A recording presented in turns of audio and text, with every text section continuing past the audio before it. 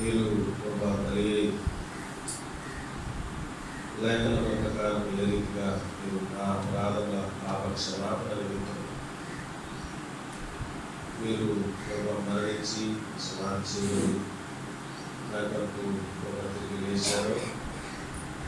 నాకు ఇచ్చిన నిరీక్షణ బట్టి మిమ్మల్ని స్థుతిస్తూ ఆనందిస్తున్నాను. అలాగూ కేవలం మీ కృప వలన మీ ప్రేమ చేత కలిగినదని ఇది ఒక వరముగా నాకు అనుగ్రహించడం.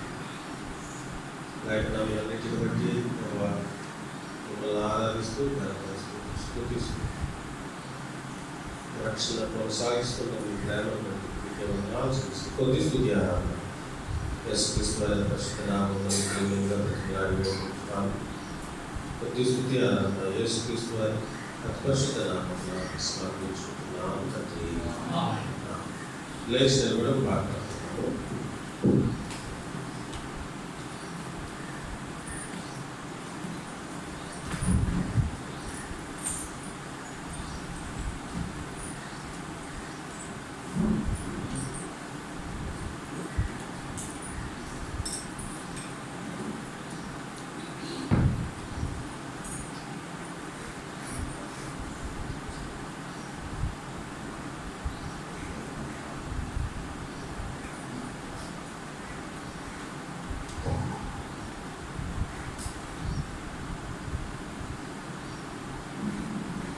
ముందు ఆదివారం సరిగ్గా పాడకపోయిన పాట చక్కని పాట ఎంతకాలము ఏడ్చి అతను వెలుపల ఉంచవు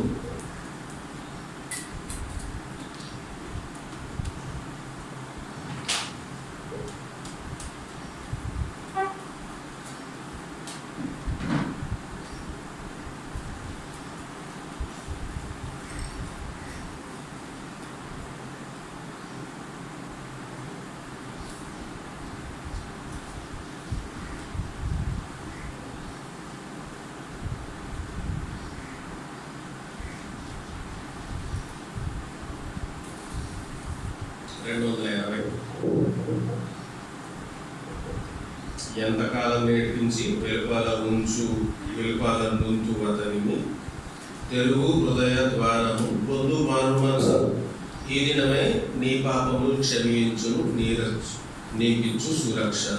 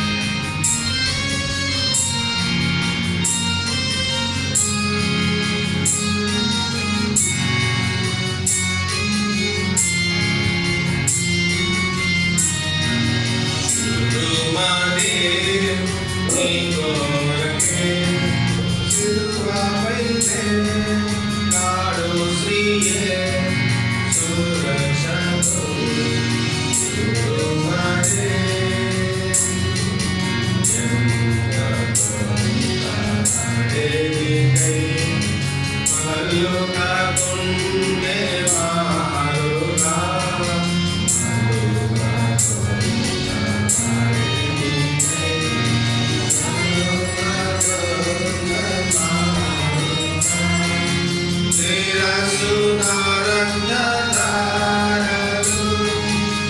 Naranja,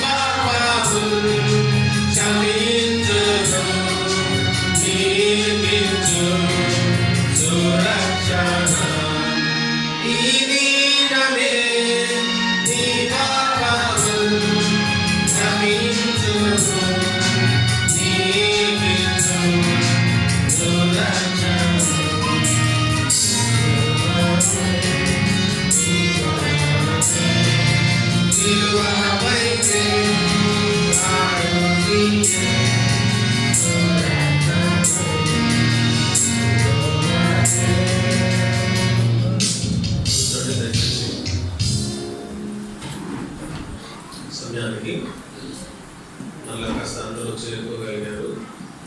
ఇంకా మనలో ఉన్న నిర్లక్ష్యాన్ని తీసేసుకున్నాము. సమయానికి ఆదివారం మనం వచ్చేద్దాము. కుటుంబ సభ్యులు ఎవరైతే ఇంకా రావడం లేదో అందరము చేరుకుని కుటుంబ సభ్యులందరినీ ప్రేమించి అందరినీ మందిరానికి ఆదివారం రండి. ఎంతకాలం నేర్పించి వెలుపాల ఉంటూ అతనిని మాట వింటేనే అసలు ఈ పాటలో ఏదో మామూలుగా ఎంతకాలం నేర్పించి వెలుపాల వంతు అతనిని అన్నారు, కానీ ఎంతకాలం నేర్పించి వెలుపాల వంతు ఉంచుకు ఆయనను తెలుగుని హృదయ ద్వారము పొందు మారు మనసును ఈ దినమే నీ పాపములు క్షమించును నీకిచ్చు సురక్షణ. మళ్ళా పల్లవి చివరి చరణం పాట. పల్లవి చివరి చరణం.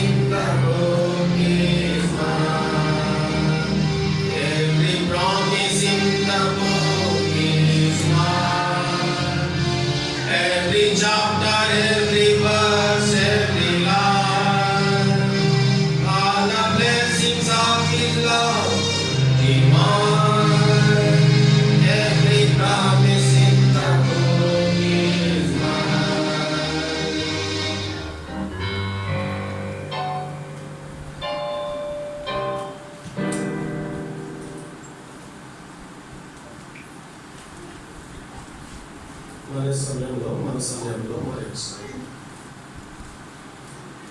పరిశుద్ధ గ్రంథంలో మన జాగ్రత్త కొరకు చదువుకునే భాగం సంపూర్ణ మీరు రాసినటువంటి 28వ వచనం అందరం కలిసి 11-28 అందరం కలిసి. కాబట్టి ప్రతి మనుషుడు తను తాను పరీక్షించుకున్నవను ఆరాధన చేసి ఆ రొట్టెను తిని ఆ పాత్రలో మరొక భాగం క్లుప్తంగా మనం నేర్చుకునేటువంటి పాఠం, పరీక్ష చేసుకోవడానికి ఉపకరించేటువంటి పాఠం, బల్లలో యోగ్యమైన రీతిలో పాల్గొనేటువంటి మరి పరీక్షించుకుని పాల్గొనడానికి చదువుకునేటువంటి భాగం ప్రకటన గ్రంథం. ఒక మాట చదువుకుంటాము. ప్రకటన గ్రంథం 2వ అధ్యాయం 4వ వచనం, 11వ ప్రకటన గ్రంథం 2వ అధ్యాయము 4వ వచనం. అయినను, అందరం కలిసి, అయినను మొదట నీకుండిన ప్రేమను నీవు వదిలిపెట్టని నేను నీ మీద తప్పు ఒకటి మోపవలసి ఉన్నది. భాగాన్ని దేవుడు దీవించుకున్నాడు. ఒకసారి కొరకు చిన్న ప్రార్థన చేసుకున్నాం. మా తండ్రి, పరిశుద్ధమైన మా ప్రభువా, మీ పాసన్నిధిలో ప్రార్థిస్తున్నాము. ఇచ్చిన సహాయం బట్టి మీకు వందనాలు. వరకు సమయాన్ని స్వాధీనంగా ఉంచారు, మమ్మల్ని అందరినీ స్వాధీనంగా ఉంచారు. అలాగే ఈ దినంలో మీరే ఈ భాగాన్ని దీవించి యోగ్యమైన రీతిలో పాల్గొనడానికి సహాయం చేయమని, మమ్మల్ని నడిపించమని, నన్ను కూడా శిలువ చాటును మరుగుపరచండి, సంపూర్తిగా కార్యం చేయండి, మానవ సంబంధమైన ఆలోచనలు దూరపరచండి. అలాగూ మీ ఆత్మతో నింపి మాకు కావలసినటువంటి హెచ్చరికలు వర్తమానం ద్వారా అనుగ్రహించమని, బల్లకొరకు సిద్ధపరచమని యేసుక్రీస్తు వారి పరిశుద్ధ నామమున మిక్కిలి వినయముగా బ్రతిమలాడి వేడుకుంటున్నాం తండ్రి. ఆమేన్.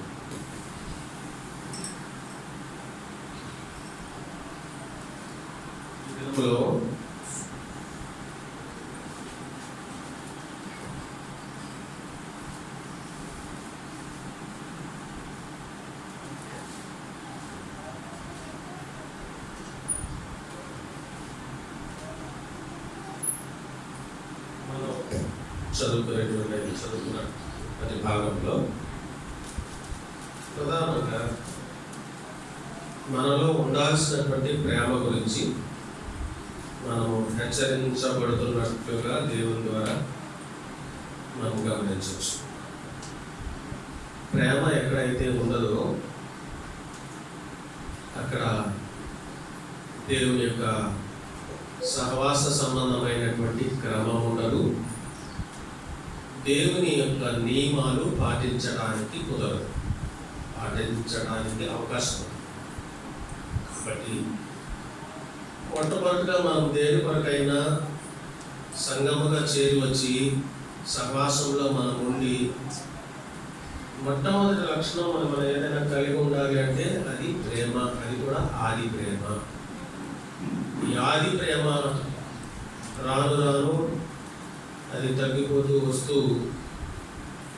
రకరకాలైనటువంటి విషయాలకి, సంగతులకు దారితీస్తుంది. నిన్న అలసిన వారికి ఓరడించు మాటల్లోనూ నిన్న మీరు చదువులు ఉంటారు, కొంతమంది చదువుకుంటారు. తర్వాత లేదు అంటే దైవ మర్మాలకు సంబంధించిన దానిలోనూ నిన్నటి దినంలో మీరు చదివినటువంటి సంగతి మరలా మీకు గుర్తు చేస్తున్నాను. దైవజనుడు భక్సింగ్ గారు ఆయన మాటల్లోనే అని ఒక సంగ్రహించినటువంటి సంగతిని అందులో పొందుపరిచారు. అందులో కాదు, వేరొక దాంట్లో క్షమించాలి, దైవ మర్మాలు కాదు, ఆశ్రయ వారికి ఓడించు మాటలు. అందులో ఏముంది అంటే గుర్తుపెట్టుకోండి, నిజమైనటువంటి దేవుని ప్రేమ కలిగి ఉన్నటువంటి వారు మనసు ఎలా వచ్చు, మనసు ఎటు వచ్చు. విడిగా కనబడుతున్నాం, అందరూ లైన్లో ఉన్నారు. ఇక్కడ ముందు లైన్ ఉందా, తక్కువ మధ్యలో మంచి ఖాళీనా ఉన్నారు? ఎవరన్నా మధ్యలో ఎవరు లేదు, జరగండి, చూస్తే జరగండి. ఇప్పుడు అందరూ చక్కగా కనబడుతున్నారు, లైన్గా కనబడుతున్నారు. అందులోనూ రాసినటువంటి సంగతి మీ గమనంలోకి తీసుకొస్తూ ప్రేమ ఎలా కలిగి ఉండాలి, అగదీర్చుకునేటువంటి పని ఎవరిది, ఎవరికి అప్పగించాలి. మీరు చాలాసార్లు ఇలాంటి సంగతులు మీకు కూడా ఎదురవుతాయి, ఇంచుమించు మన అందరికీ ఎదురవుతూ ఉంటాయి. దైవజనుడు భక్సింగ్ గారికి ఇంత సంగతి ఎదురైనప్పుడు మనకు ఎందుకు ఎదురుకాకుండా ఉంటుంది చెప్పండి? ఎంత సామాన్యులం. దైవజనుడు ప్రత్యక్షంగా కనబడేటువంటి ఒక ప్రత్యక్ష ఉదాహరణ, ప్రత్యక్ష సాక్షి దైవజనుడు భక్సింగ్ గారు. ఆయన మాటల్లో చెబుతూ అక్కడ నుండి సంగ్రహించినటువంటి అంశాన్ని మన గమనంలో తీసుకొచ్చినటువంటి సంగతి ఏంటంటే, భక్సింగ్ గారి గురించి అన్ని చోట్ల చాలా చెడ్డగా చెప్తా ఉండేవాడు. ఆ విషయం భక్సింగ్ గారికి తెలుసని ఆయనే చెప్పారు ఈ మాట. అయితే అది తెలియనట్టు ఏమి సంగతులు ఆయన దృష్టికి రానట్టు, ఆయన చెవిని పడనట్టు, ఎప్పుడు కూడా ఆయన్ని ఎవరైతే చెడ్డ చేస్తున్నాడో ఆయన పలకరిస్తూ పరామర్శిస్తూ, ఒక సహోదరుడు వచ్చి బాగా ప్రేమ కలిగిన వారు ఉంటారు కదా, కొంతమంది కోపం ఆపుకోలేని వాళ్ళు భక్సింగ్ గారి దగ్గరికి వచ్చి, బ్రదర్ నేను కోర్టులో పిటిషన్ వేస్తానంటే వాద్యము నేను కోర్టులో దాఖలు చేసే విధంగా నాకు అనుమతిని ఇవ్వండి. మరి బ్రదర్ అలాగా అనవసరంగా మీ గురించి మాట్లాడటం అనేది బాగోలేదు అని అంటే, అప్పుడు బ్రదరు భక్సింగ్ గారు ఒక మాట అన్నారంట, మరి ఎంతమంది ఈ దినాల్లో పాటించేవారు ఉన్నారు, మనము కోర్టులకు వెళ్ళకూడదు. భక్సింగ్ గారు చెప్పిన మాట స్వయంగా, మనం కోర్టులకు వెళ్ళకూడదు, అలాంటి ప్రార్థన చేద్దాము, మనం క్షమిద్దాము అని మరి చెప్పి మరి మామూలుగా ఆయన పరిచర్య ఆయన చేసుకుంటూ ఉండగా, అప్పుడు ఒళ్ళంతా ఎవరైతే చెడ్డ చేస్తున్నారో భక్సింగ్ గారు ఒళ్ళంతా కూడా ఇలా గడ్డల కింద వచ్చేసి ఇంచుమించు మరి మరణానికి దగ్గరగా సమీపంగా అయిపోయి, ఆ వార్త అటు తిరిగి భక్సింగ్ గారి దగ్గరికి వచ్చింది. భక్సింగ్ గారు అప్పుడు వెళ్ళి బైబిల్ పట్టుకుని వెళ్ళి ప్రార్థన చేసి అంటే క్షమించి దేవుని ప్రేమ కలిగి ఉండడం వలన మాత్రమే ఆ కార్యాన్ని ఆయన చేయగలిగారు. కాబట్టి వెళ్ళి ప్రార్థన చేసేటంట, తగ్గిందా లేదా అది ప్రక్కకు పెట్టండి. కాబట్టి ఇది ఎందుకు ఉదాహరణ, కొన్ని అంశాల కింద 5-6 అంశాలు రాశారు, ఏమేమి చేయాలి ఏమేమి చేయాలి. అంటే మనం చాలాసార్లు ఉద్వేగాలకి గురవుతాం, చాలాసార్లు కోపతాపాలకి గురవుతాం. దేవుని ప్రేమ ఉంటే కొన్ని సంగతులు మనం ఈరోజు చూద్దాము. అది నిజముగా కక్ష పెట్టుకుని మనసులో కక్షను సాధించేవాడు, ప్రేమను సంపూర్తిగా కనపరచలేని వాడు నిజమైనటువంటి భక్తి కలిగినటువంటి వాడు కాదు. గుర్తుపెట్టుకోవాలి, మనం అందరం కూడా గుర్తుపెట్టుకోవాలి. సేవకులు అని చెప్పుకుని, విశ్వాసులు అని చెప్పుకుని, మీరు గమనించండి, చాలా మందిని మీరు గమనిస్తూ ఉంటారు. చాలా మందిలో నేను విచారపడేటువంటి సంగతి ఏంటయ్యా అంటే, సత్యాన్ని గ్రహించలేనటువంటి వారు 80% మంది క్రైస్తవులు ఉన్నారు. మీరు ఒప్పుకుంటారో ఒప్పుకోరు నాకు తెలియదు. సత్యాన్ని గ్రహించంటే ఇది నిజము, నిజమైన సంగతి, ఇది యథార్థము, ఇది అందరం ఒప్పుకుని తీరాలా, ఇది వాక్య ప్రకారం సరి అయినది, లేకపోతే సరి అయినది కాదు అని చెప్పగలిగినటువంటి సంగతి చాలా మందిలో లేకపోవడాన్ని నేను గమనించి చాలా విచారిస్తూ ఈ మాటను మీ గమనంలోకి మన గమనంలోకి తీసుకొస్తాను. కాబట్టి ఆది ప్రేమ కనుక మనలో ఉంటే ఈ ప్రేమ అనేక విషయాలు, ఒక చోట ఏమని రాస్తున్నది, ప్రేమ అనేక దోషములను కప్పును. అవతల వారు నీకు నచ్చని పని చేశారా, ఈ ప్రేమ అది దాన్ని చూడదు, ప్రభు చూసుకుంటాడు దాని సంగతి.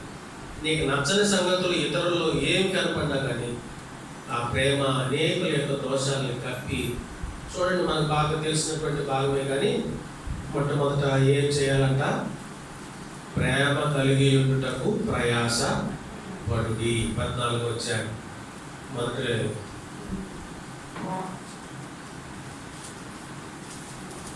మొదటి కొరింథీ 14 వచ్చారు. మొదటి వచనం, ప్రేమ కలిగి ఉండుటకు, అది కొంచెం ప్రయాసం ఉంది ఇందులో, ప్రయాసపడుడి. ఆత్మ సంబంధమైన వనరులను ఆసక్తితో ఆపేక్షించుడి. కొంతమంది దేవుని మందిర సంబంధమైనటువంటి వనములతో కూడినటువంటి ఆత్మ సంబంధమైనటువంటి వనములను ఆసక్తితో చేయడానికి ఇష్టపడరు. తుడిచే పని కావచ్చు, పాటలు పాడే పని కావచ్చు, మందిరాన్ని ప్రేమించే విషయం కావచ్చు, ప్రార్థన చేసే విషయం కావచ్చు. చూడండి, మరి దైవజనుడు అపోస్తలుడు అయినటువంటి పౌలు ఎంత చక్కగా హెచ్చరిస్తున్నాడో, విశేషముగా మీరు ప్రవచన వరము అపేక్షించుడి. ఇప్పుడు ఒక మంచి మాట అది ఏమని చెప్తున్నాడు అంటే, 4వ వచనంలో ప్రవచించువాడు అంటే దేవుని వాక్యాన్ని ఎవరైతే బోధిస్తారో వాళ్ళు ఏం చేస్తారంట, సంఘమునకు క్షేమాభివృద్ధి కలుగజేయను. దేవుని సేవకులు, దేవుని వాక్యం చెప్పేవారు, వర్తమానికులు దేవుని సంఘానికి క్షేమాభివృద్ధి కలుగజేస్తారు. ఏదో తూతుమంతంగా చెప్పేసి ఏదో చూసి చూడట్టు పోయి ఒక మంచి మాట ఉంది, క్షేమాన్ని కోరేవాడు ఎప్పుడు కూడా గాయాలు చేస్తాడు. చూడండి, సామెతల గ్రంథము. ఈ మాట చెప్పేదానికి ముందు మరి మీకు ఒక మాట నేను చెప్తాను. చూసారా, నేను చాలామంది హాస్పిటల్కి వెళ్తూ ఉంటాను. హాస్పిటల్కి వెళ్ళినప్పుడు ఆయన అంటాడు, ఇది మీ శరీరానికి చెడ్డ చేసేదండి. ఒక సర్జన్ దగ్గరికి వెళ్తారన్నమాట. ఇది మీ శరీరానికి చెడ్డ. అది చూసారా, అపెండిసైటిస్ అంట. 24 మీరు మన భాషలో చెప్పాలంటే, మీ అందరి భాషలో చెప్పాలంటే 24 గంటల నొప్పి. అది కనుక 24 గంటల లోపల ఆపరేషన్ చేయకపోతే శరీరం అంతా కూడా విషం అయిపోయి, లేకపోతే ఏదో హాని కలిగించేది అయిపోయి మొత్తానికి ప్రాణమే పోతుంది. డాక్టర్ గారు అంటారు, ఇది మీ శరీరానికి ఎంతో అపాయాన్ని కలిగిస్తుంది, ఇది మీ ప్రాణానికి ముప్పు కలిగిస్తుంది. కాబట్టి వెంటనే ఏం చేయాలి? ఆపరేషన్ అంటే ఏంటి? గాయం చేయాలి. గాయం అంటే మీరు కంగారు పడతారని అలా అంటలేదు, అంతే. వాడు గాయం చేయాలి, కొయ్యాలి. అక్కడ కావలసిన, అక్కడ ఉన్నటువంటి ఆ శరీర సంబంధమైనటువంటి ఆ ఫ్లెష్ని, అంటే బాగుంటుంది మాంసం అనేదాన్ని, ఆ ఫ్లెష్ని, ఆ ట్యూమర్ని, గడ్డగట్టిందే అక్కర్లేంది మీకు హాని కలిగింది, దాన్ని తీసేయాలి. కాబట్టి ప్రేమించేవారు ఎప్పుడు కూడా పైన మనందరికీ సంతోషం కలిగేలాగా మాటలు చెప్పాలంట, గాయాలు చేస్తారు. సామెతల గ్రంథము 27వ అధ్యాయము 5వ వచనం. సామెతల గ్రంథము 27వ అధ్యాయం 5వ వచనం. లోపల ప్రేమించుట కంటే బహిరంగముగా గర్దించుట మేలు. మేలును కోరి స్నేహితుడు గాయములు చేయను. మగవాడు ఏం చేస్తాడంట? లెక్క ముందు మనకి ఎవరు నచ్చుతారు చెప్పండి, మీరే చెప్పాలి. మనసులో నవ్వుకోండి, మనసులోనేమో సత్యాన్ని గుర్తుకు తెచ్చుకోండి. మనకి ఎవరు నచ్చుతారో చెప్పండి. మీరు చాలా మందితో, ఇరుగు పొరుగు వారితోటి, తోటి వ్యాపారస్తులతోటి, తోటి ఉద్యోగులతోటి మరి మెలుగుతూ ఉంటాం కదా మనం అందరం. అప్పుడు ఎవరు బాగా నచ్చుతారు? ముద్దులు పెట్టేవాళ్ళు బాగా నచ్చుతారు. అబ్బబ్బబ్బో, వాళ్ళ మాటలు ఎంత మన మనసును రంజింపచేసేస్తాయో, మన హృదయాన్ని ఎంతగా ఆకట్టుకుంటాయో. కానీ నిజమైనటువంటి స్నేహితుడు యేసు ప్రభు. యోహాను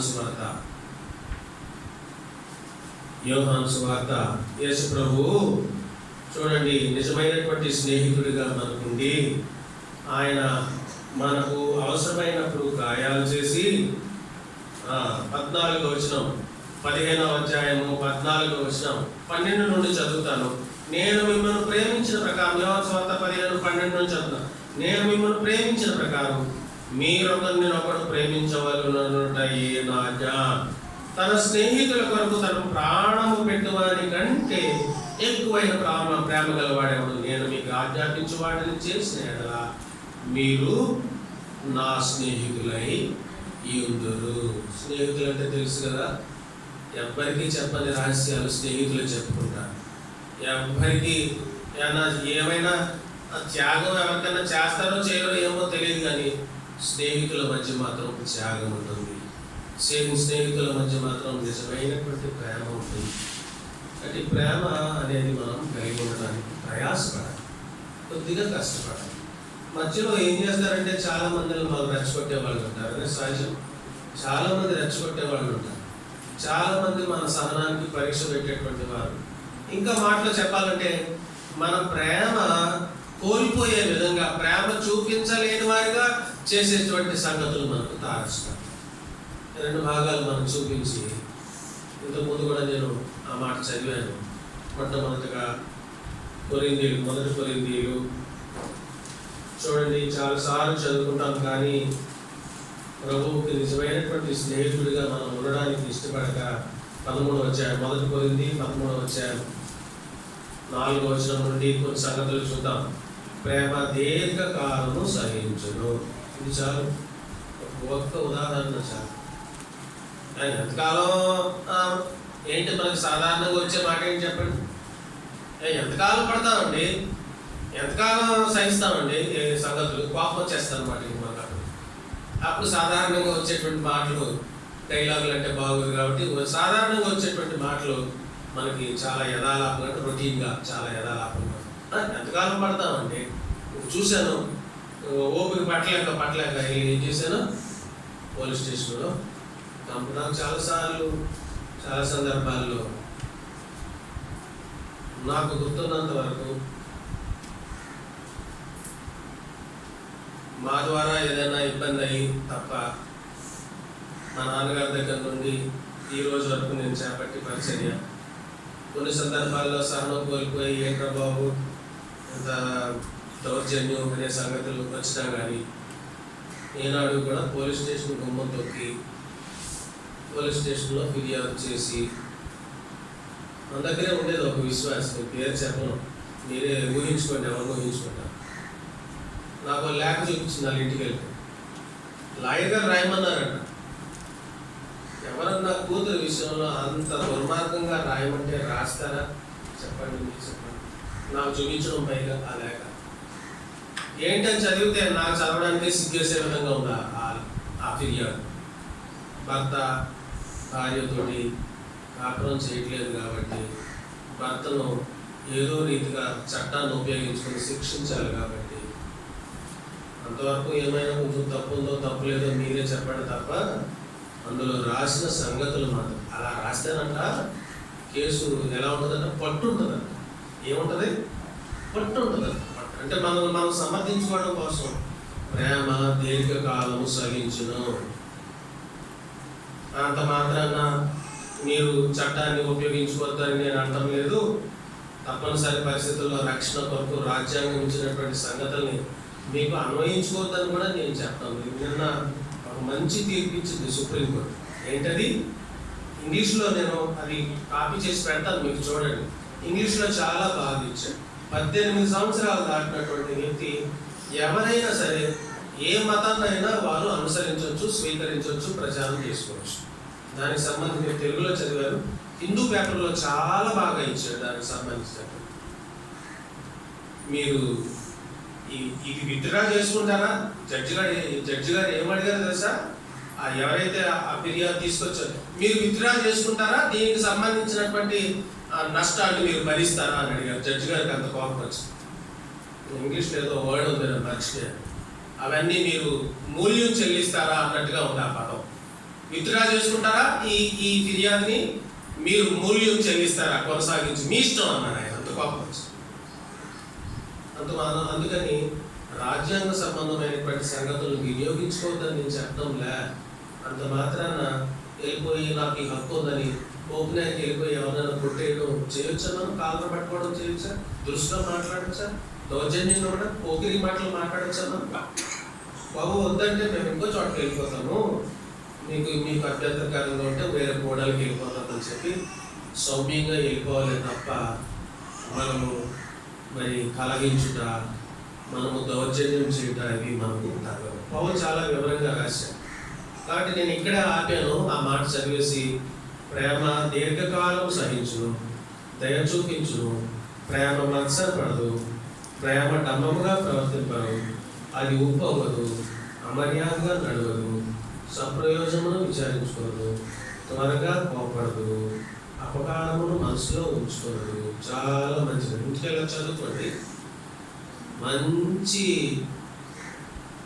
దీని మీద ఇంకో భాగాన్ని మనం మంచి లక్షణం, ప్రేమలో ఉండేటువంటి ఒక గొప్ప లక్షణం. కొన్నిసార్లు నేను ఈ లక్షణాన్ని కలిగి ఉండడానికి విచారపడతా ఉంటాను, కానీ కాదు, చాలా మంచి లక్షణం. అపకారాన్ని మనసులో ఉంచుకున్నది. ఒక రోజు గుర్తుపెట్టుకోండి, ఒక గంట గుర్తుపెట్టుకోండి. నిజంగా అపకారం చేస్తే మర్చిపోలేం కాదని నేను అంటాను. ఒక గంట గుర్తుపెట్టుకోండి, ఒక రోజు గుర్తుపెట్టుకోండి, 2 రోజులు గుర్తుపెట్టుకోండి, ఒక వారం గుర్తుపెట్టుకోండి, తప్పదంటే ఒక నెల గుర్తుపెట్టుకోండి, సంవత్సరాలు దాన్నే పట్టుకుని. నేను చాలాసార్లు ఈ మాట చెప్తా ఉంటాను. ఉయ్యాలు ఊగుతూ దాన్నే పట్టుకుని వేలాడుతూ ఆ అపకారాన్ని మనసులో పెట్టుకోవడం అనేది దేవుని వాక్య ప్రకారం చాలా తప్పు. ఈరోజు సేవకులు చాలా మంది సేవా పరిచర్యలో విఫలం అవుతున్నారు అంటే దానికి అది ఒక్కటే కాదు. గుర్తు పెట్టుకున్నారా? పొరపాటును కూడా భగవ దగ్గర వారి పేరెత్తి ప్రార్థన చేయాలి. మనసులో ఏదైనా వాళ్ళకి ఇష్టం కాని సంగతి ఏదైనా వాళ్ళు విమర్శిస్తున్నారని మీరు అనుకోకండి. మనమందరం ఎలా ఉన్నామో పరీక్షించుకుందాం. వాళ్ళెవరి గురించో మనకెందుకు, మన గురించి కదా మనం పరీక్ష చేసుకునేది. మరి ఎట్లాగా దీన్ని సమర్థించుకునేది? మనం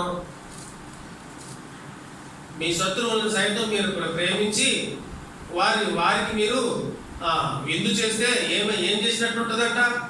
తల మీద నిప్పులు కుప్పలుగా పోసినట్టు ఉంటుందంట. ఎవరినైతే మన శత్రువులుగా మనం ఉంటారో వారిని ఆహ్వానించి వారికి విందు చేస్తాం. ఇంకొక మాట కూడా చూసి చివరి భాగానికి వెళ్దాం. యోహాను రాసినటువంటి మొదటి పత్రిక 4వ అధ్యాయం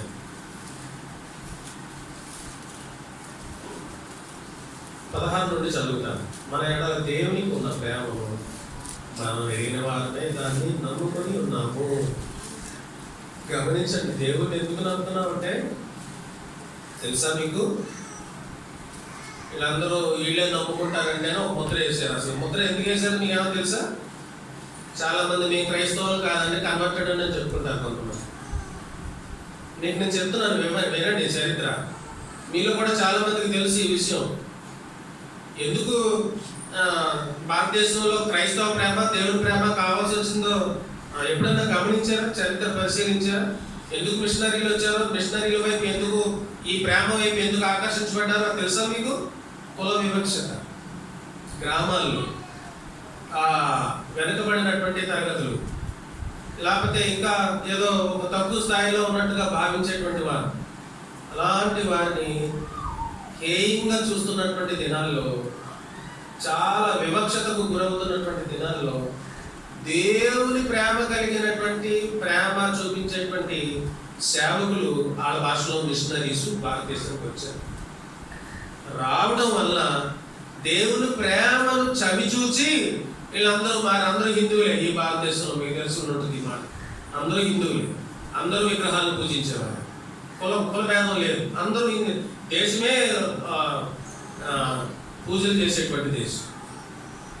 ఎందుకు మారారంటే ఈ ప్రేమను బట్టి ఎక్కడో ఉన్న మిషనరీలు వచ్చి ఇక్కడ వారి ప్రేమ, దేవుని ప్రేమను కనపరుస్తూ ఉంటే ఆ ప్రేమను రుచి ఎరిగిన వారుగా మార్చి వారు మారుమనసు పొంది ఈ దేవుని అనుసరించడం వల్ల క్రైస్తవత్వం భారతదేశంలోకి వచ్చింది. ఇప్పుడు ఈ ప్రేమలో ఏముంటుందంట? మన ఎడల దేవునికి ఉన్న ప్రేమను మనం ఎరిగిన వారమై, ఊరికే రాలా, మత మార్పులు కాదు వచ్చింది, ఉత్తిది అదంతా. దేవుని ప్రేమ ఎరిగిన వారమై అప్పుడు నమ్ముకున్నారు దేవుని. దేవుడు ప్రేమ స్వరూపి అయి ఉన్నాడు. 18వ వచనం, ప్రేమలో భయం ఉండదు, అంతేకాదు పరిపూర్ణ ప్రేమ భయమును వెళ్ళగొట్టును. భయము దండముతో కూడినది, భయపడేవాడు ప్రేమ యందు పరిపూర్ణము చేయబడినవాడు కాడు. ప్రేమ యందు భయపడువాడు ప్రేమ యందు పరిపూర్ణము చేయబడినవాడు కాడు. ఆయనే మొదట మనల్ని ప్రేమించను కనుక మనము ప్రేమించున్నాం. ఈ ప్రేమను మనం గుర్తుపెట్టుకుని ఆది ప్రేమను విడిచిపెట్టేవనేటువంటి ఒక తప్పు మన మీద మోపుతుంటే దేవుడు చూడండి, పాపం ఏం జరిగింది? ఆది కాండంలో చివరిలోకి వచ్చేటప్పటికి యోసేపు తండ్రి ఆయన చనిపోయాడు. పాపం చాలా విచారించారు. యోసేపు తండ్రి దేవుని ప్రేమ కలిగి ఏం చెప్పాడో తెలుసా? యోసేపు తోటి అధికారిగా ఉన్నాడు ఐగుప్తు దేశంలో. ఏం చెప్పాడో తెలుసా?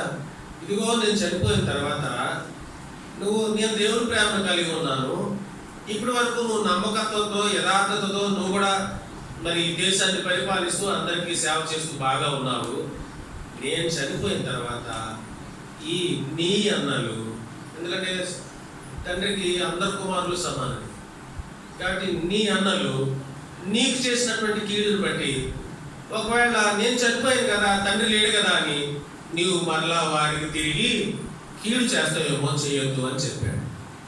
ఇప్పుడు యోసేపు తండ్రి యాకోబు చనిపోయాడు.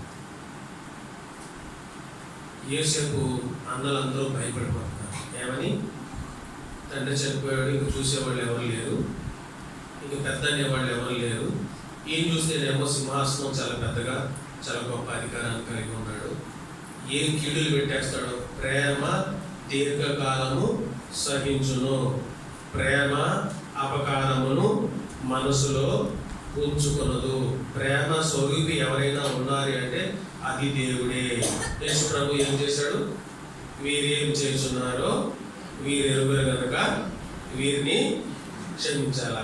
ఏం చెప్పాలి అసలు? కోపం ఉంటే అంత నిజంగా గుచ్చుతుంటే చాలా కోపం వచ్చేస్తూ ఉంటుంది. వెనకాల నుంచి సైకిల్ గుద్దించేవారు ఇవ్వరు. ఇప్పుడంటే సైకిల్ ఎవరు వేస్తుంటారు అట్లా గుద్దించగానే ఎంత కోపంతో మొహం తిప్పేవారంటే నేను అందరినీ చూసేవాడిని అనమాట. ఇంకా ఏదో మాట అందరాని మాట మాట్లాడి పోకిరి మాట బూతు మాట మాట్లాడి అంత కోపం వచ్చేసింది.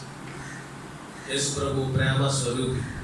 ఆయన చెప్పాడు, ఆయన సిలువకి ఎక్కిస్తున్నారు, రకరకాలుగా అవమానిస్తున్నారు. అవమానాన్ని భరించలేనంత అవమానం. కానీ యేసు ప్రభు వీరు ఏం చేస్తున్నారో ఇప్పుడు మనం చూడటం లేదు. లూకా సువార్తలో 24వ అధ్యాయంలో కాబోలు ఆ మాట, వీరేం చేస్తున్నారో వీరెరుగురు కనుక వీరిని క్షమించండి. యేసేపు సోదరులు ఇప్పుడు చాలా కంగారు పడుతున్నారు. చూడండి, వాళ్ళ మాటల్లో మనం చదువుకున్నాము. ఆదికాండం చివరిలో ఇదే మాట ఇంకా చదువుకుని మనం పరీక్షించుకుందాం. ఆదికాండము